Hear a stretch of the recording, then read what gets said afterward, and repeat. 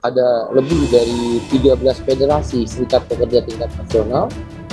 Kemudian juga dari KPBI ada 8 federasi, kemudian juga dari KSBSI, dan juga termasuk KSPSI. Dan diperkirakan ada 60 federasi serikat pekerja tingkat nasional yang akan melakukan mogok nasional serempak. Ekonomi siapa? Di berbagai macam Sulawesi dan daerah-daerah lain. Rakyatnya terus ditekan, ditindas, benar nggak? Gerakan Buruh Bersama Rakyat bersama aliansi-aliansi di berbagai macam daerah terus melakukan perjuangan sekuat-kuatnya mendesak kepada pemerintah agar melakukan pembatalan terhadap undang-undang dengan menerbitkan peraturan pengganti undang-undang, di mana sejak sebelum ditandatangan pun undang-undang ini adalah sangat tidak demokratis, sangat tidak transparan gitu ya, di mana undang-undang ini adalah memang sangat terlihat betul kepentingan segelintir orang dan kemudian kepentingan para kapitalis.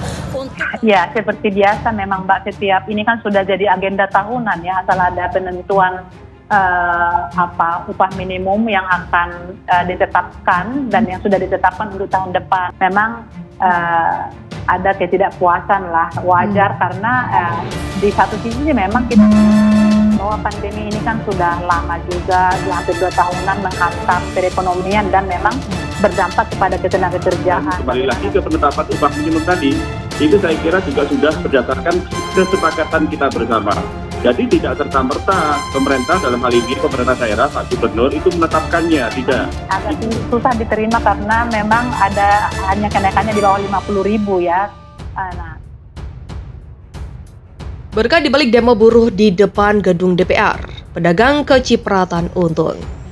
Aksi demo digelar oleh para buruh dari berbagai wilayah di depan gedung DPR, Jumat 14 Januari. Bagi sebagian orang, aksi ini mendatangkan keberkahan. Pasalnya di tengah-tengah unjuk rasa, hujan tiba-tiba turun tanpa memberikan tanda-tanda. Lantas para buruh ada yang berlarian mencari tempat berteduh, meski ada yang tetap bertahan mendengarkan orasi. Beruntung di lokasi unjuk rasa terdapat para pedagang yang menjual sebuah jas hujan yang terbuat dari plastik.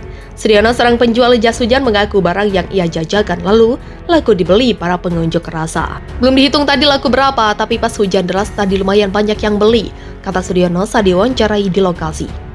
Jas hujan dijajakan oleh Suryono berharga 10.000. Febri, salah satu pengunjuk rasa, mengatakan terbantu dengan adanya penjual jas hujan.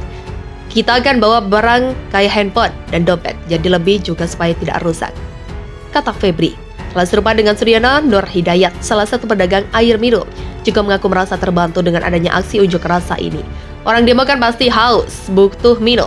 Makanya pas saya dengar ada demo, saya datang ke sini, ujar Nur Hidayat. Aksi unjuk rasa pada hari ini memang dihadiri sekitar ribuan orang dari berbagai wilayah. Mereka menolak Undang-Undang Cipta Kerja atau Omnibus Law. Aksi unjuk rasa berjalan dengan damai dan aman. Sejumlah unjuk rasa terlihat bersemangat dalam memperjuangkan hak mereka.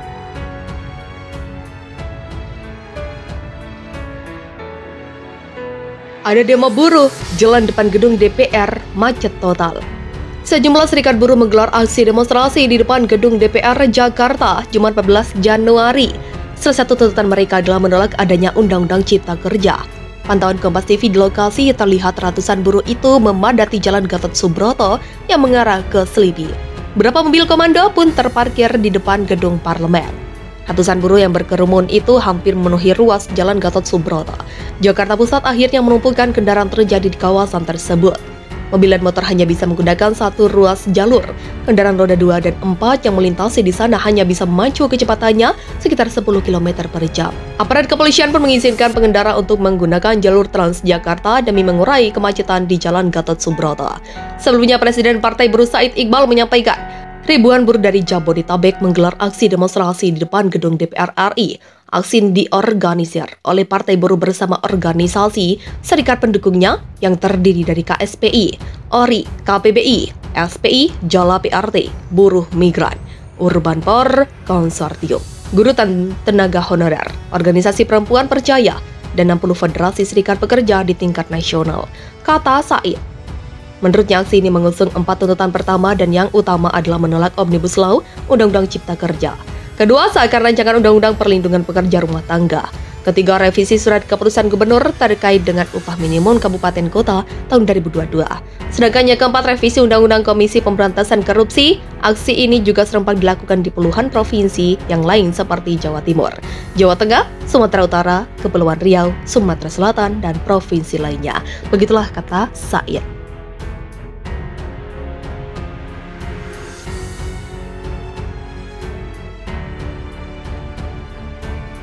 Dukung dosen UNJ, Ketum PPHMI desak KPK segera adili dua anak Jokowi. Langkah dosen Universitas Negeri Jakarta Ubaidillah Badrun melaporkan dua putra Presiden Joko Widodo, Gibran Raka Buming Raka dan Kaisang Pangarep ke Komisi Pemberantasan Korupsi. Mendapat dukungan dari Ketua Umum PB Himpunan Mahasiswa Islam MPO Alfandi Ismail Hasan, kami mendukung penuh langkah hukum yang dilakukan oleh Ubaidillah Badrun, yaitu dengan melaporkan Gibran dan Kaisang atas dugaan KKN untuk memastikan komitmen dalam pemberantasan korupsi dan demi tegaknya hukum di negeri ini. Tegas Alfandi kepada kantor Berita Politik Ermal Jumat 14 Januari. PBHMI sambungnya turut mendesak kepada KPK untuk segera lakukan proses hukum terhadap anak presiden. Jika terbukti bersalah, maka KPK jangan ragu menetapkannya sebagai tersangka. KPK sebagai produk reformasi yang bertugas untuk memberantas KKN akan selalu bersama rakyat dalam melawan korupsi, kolusi, dan nepotisme. Yakinlah apabila KPK konsisten pada pemberantasan KKN yang tidak tebang pilih, maka pasti seluruh rakyat Indonesia akan selalu bersama dan mendukung KPK, ujar Alfandi Ismail Hasan. Sementara itu, Direktur Lembaga Bantuan Hukum Mahasiswa Islam PBHMI Muhammad Aldiyat Syam Hussein mengatakan, terkait laporan ini maka tidak ada alasan bagi KPK untuk tidak menindaklanjutinya. Sebab patut diduga laporan itu telah memenuhi unsur tindak pidana korupsi yang diatur Undang-Undang 20/2001, perubahan atas Undang-Undang 31/1999 tentang pemberantasan tindak pidana korupsi dan atau tindak pidana pencucian uang yang diatur Undang-Undang 8/2010 tentang pencegahan dan pemberantasan tindak pidana pencucian uang. Menurut saya, laporan dugaan TPPU yang berkaitan KKN yang menyeret anak presiden bisa ditangani KPK secara cepat, tepat, dan transparan. Begitulah harapnya. Jokowi Mania berencana melaporkan dosen UNJ Ubaidillah Badrun yang melaporkan Wali Kota Solo, Gibran Raka Buming Raka dan Kaisang Pangarep ke KPK. Gibran meminta Joman untuk tidak melaporkan Ubaidillah. Gibran mengaku tidak mempermasalahkan. Gibran mengatakan bahwa lebih baik fokus bekerja daripada mengurusi laporan tersebut. Gibran juga tidak menyiapkan apapun untuk menanggapi laporan Ubaidillah. Sebelumnya, relawan Jokowi Mania akan melaporkan Ubaidillah ke Polda Metro Jaya karena dinilai telah menyebarkan fitnah dan manipulasi. Kalau hanya untuk mencari popularitas atas dasar laporan hoaks saja, tapi tak mau tanggung jawab ya repot. Dia harus berani pikul beban itu. Berani tidak di pengadilan Ubed tanggung jawab. Kata-kata Ketua Umum Joman Immanuel Ebenezer kepada wartawan Jumat 13 Januari. Pria yang akrab disapa Noel itu menyebut laporan Ubaidillah adalah pesanan. Noel menyebut Ubaidillah harus bertanggung jawab. Ini hanya pesanan saja, makanya kita laporkan ke Polda. Dia harus tanggung jawab. Kalau perlu dengan bosnya, si politisi hitam juga harus dipanggil juga, ucap Noel. Politikus Partai Demokrat Beni Kaharman mendukung langkah dosen Universitas Negeri Yogyakarta Ubaidillah Badrun yang melaporkan putra Presiden Jokowi, Kaisang Pangarep dan Gibran Raka Buming Raka ke Komisi Pemberantasan Korupsi atau KPK. Beni Harman menyarankan Ubaidillah Badrun agar tidak takut hadapi tekanan dari pihak lain. Usai dia melaporkan Kaisang dan Gibran, Beni akui bangga dengan sikap Ubaidillah. Anggota DPR RI fraksi Demokrat ini menilai Ubaidillah adalah pahlawan yang berani ungkap kebenaran. Sekedar diketahui buntut dari laporan Ubaidillah Badrun terhadap Kaisang dan Gibran ke KPK memicu reaksi dari relawan Jokowi Mania atau Jokman. Jokman secara resmi mempolisikan Ubaidillah Badrun ke Polda Metro Jaya karena dituduh membuat laporan yang tidak berbasis data. Laporan terhadap Ubaidillah diterima oleh Barreskrim Polda Metro dengan nomor LP-B-239-I-2022 Polda Metro Jaya tanggal 14 Januari 2022.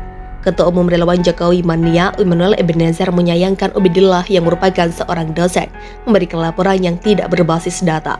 Wakil Ketua Umum Partai Demokrat Beni Kaharman.